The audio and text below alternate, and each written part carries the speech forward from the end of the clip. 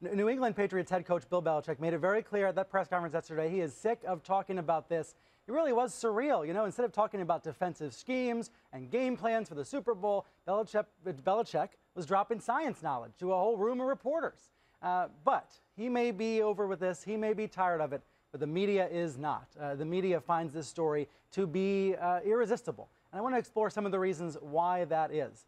So let me bring in two guests who I think know the answers better than anybody. LZ Granderson of ESPN and of CNN, and Chris Villani. He is up in Boston. He's a talk show host and columnist at the Boston Herald. Thank you both for being here. Thank you. Good morning, Brian.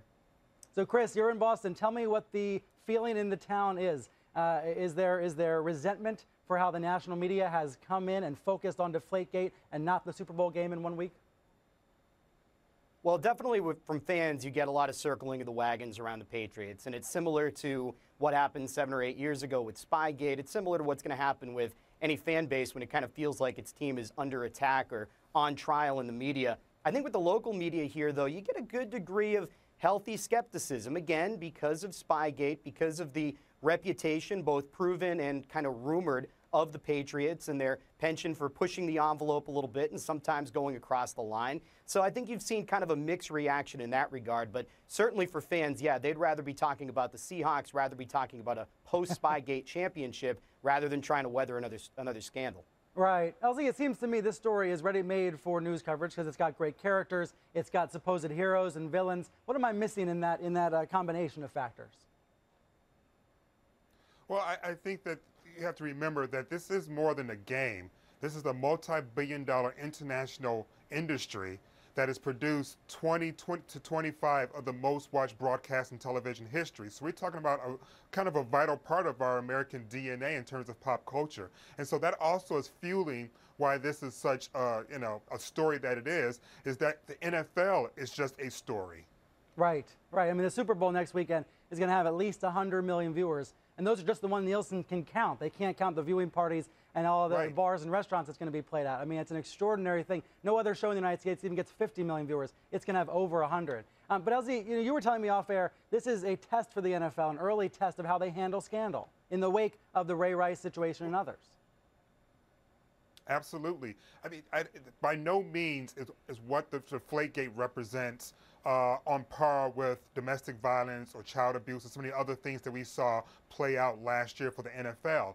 But what this does show us is whether or not the NFL has improved the way that it polices itself and improves the way that it investigates possible wrongdoing by players and franchises. It's a very small test, but it's an important test because at the end of the day, after all of this coverage, fans are asking themselves, now what?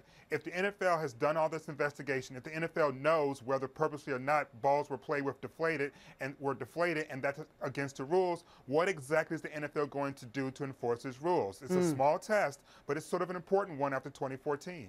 Let me ask the control room to put on screen a great headline from Quartz this week. They were looking at survey data about people's perceptions of the NFL. And the headline here says, that was quick. America has already forgiven the NFL. There's the headline. And let's put up the poll on screen. This is data from YouGov, a market research firm. You're going to see a big drop-off in this poll data from 2013 into 2014 and then 2015. Maybe we can't put it up, but essentially it shows, and I can even draw with my hands here, the NFL perception is very high. They drop all of a sudden with Ray Rice, and now they're back to where they were after that Ray Rice scandal, after that domestic abuse talk. Chris, that tells me there's nothing that can cause viewers to give up on the NFL. Not in really important scandals about domestic violence or issues about cheating like Deflategate.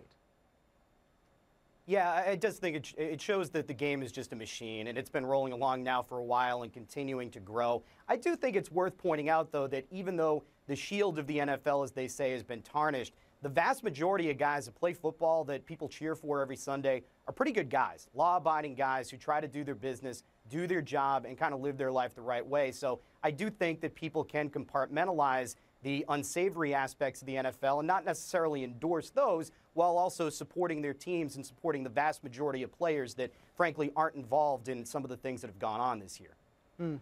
Chris, LZ, thanks both for being here. It's a great conversation to have. Thank you. Thank you.